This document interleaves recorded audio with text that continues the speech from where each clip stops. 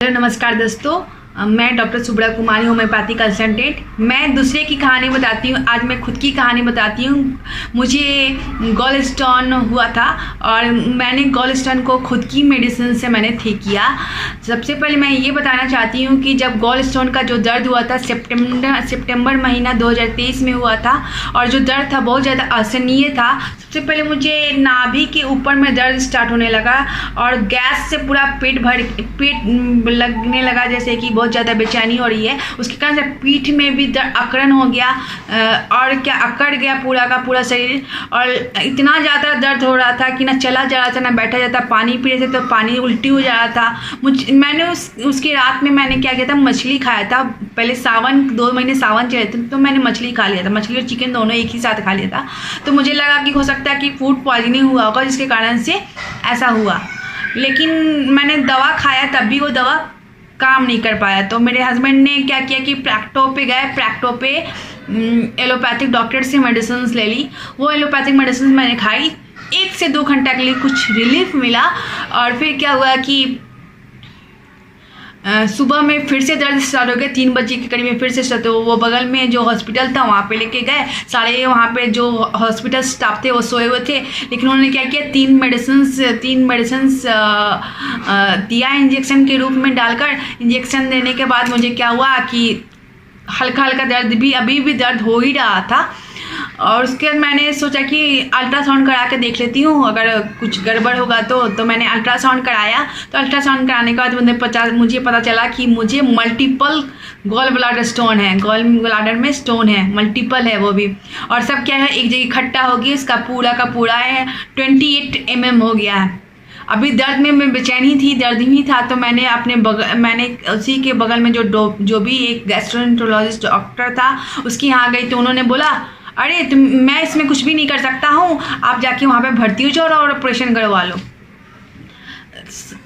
मेरे घर वाले भी डर गए, अरे जाओ ऑपरेशन करवा लो। लेकिन तब मैंने सोचा कि मैं सबसे पहले अपने गुरु डॉक्टर M.K. साहनी हैं उनसे कंसल्ट करती हूँ। तो मैंने उनसे बोला कि सर मुझे ऐसे ऐसे दर्द आया है।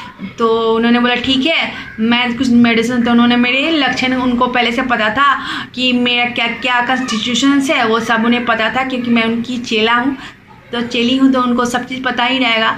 तो उन्होंने सिम्टम्स के अनुसार मुझे मेडिसिन प्रिस्क्राइब कर दिए। जो बेलाडोना 30 उन्होंने मुझे दिया और उसके बाद मुझे दर्द में आराम हो। उन्होंने बोला कि अगर फीवर होता है तो फीवर के लिए, अगर बहुत फीवर क्या होता है 1 से ज़्यादा होता है, 3 हो जाता है, तो उस समय क्या होगा कि आप पैरासीटामोल देना।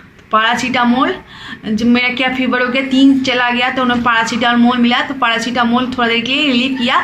लेकिन जो मुझे फीवर आया, इतना थर करते शिवरिंग के साथ फीवर आया और वो तो भी पैरासीटामोल भी उस समय काम नहीं किया। तो मैंने उतनी फीवर में मैंने अपने आप को जो भी लक्षण मिल रहे थे उसके अनुसार पे मैंने अपना होम्योपैथिक मेडिसिन को खोजा और मैंने खाया। वो नक्सबोमी का मेडिसिन था, मैंने उसको खाया। तो जो थरथरापन या बुखार जो आ रहा था उसकी जो एक नियमित रूप से 3 दिन तक लगातार जो आ रहा था वो ख़त्म हो गया। उसके बाद फिर भी मेरे हस्बैंड ने बोला चलो किसी सर्जन के पास मिलते हैं। तो प्रैक्टो से मैंने एक सर्जन को देखा और उनके पास गए तो वो बोले कि आपको ऑपरेशन कराना पड़ेगा क्योंकि 28 mm का है, आपको दर्द भी हुआ था। तो मैंने बोला सर कुछ दिन का मोहलत दीजिए कि मैं खुद का ट्रीटमेंट खुद से करके देख सकती हूँ कि कहीं मेरी मेडिसिन से कहीं गल ना जाए। तो उन्होंने बोला ठीक है तुम कर लो, अगर तुमको बहुत ज़्यादा दर्द होता है तो तुम आना, मैं तुम्हारा ऑपरेशन कर दूँगा।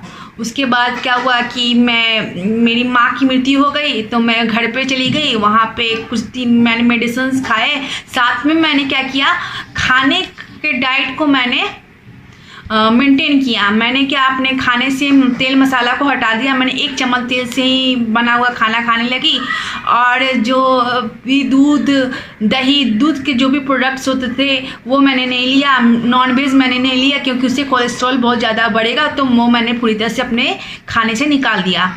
मैं सिर्फ दाल भात और कोई सब्जी, सलाद, भूजा यही सब मैं खाने लगी। और साथ में मैंने योगा करना स्टार्ट कर दिया था। योगा में आपको प्राणायाम करती थी, नौका आसन करती थी और फिर 2-3 और एक्सरसाइज मैं करती थी, साइड वगैरह ये सब मैंने करना स्टार्ट कर दिया। धीरे धीरे मैंने जब नवंबर में कोई उसके बाद से मुझे किसी तरह की कोई दिक्कत नहीं हुई, ना गैस हुआ ना दर्द हुआ, कोई भी चीज़ स्टार्ट नहीं हुआ। तो मैंने नवंबर में मैंने अल्ट्रासाउंड कराया तो मैंने देखा कि मेरा जो 28 mm का जो स्टोन था वो घट कर सीधे 7 mm का स्टोन हो गया है। और अभी तक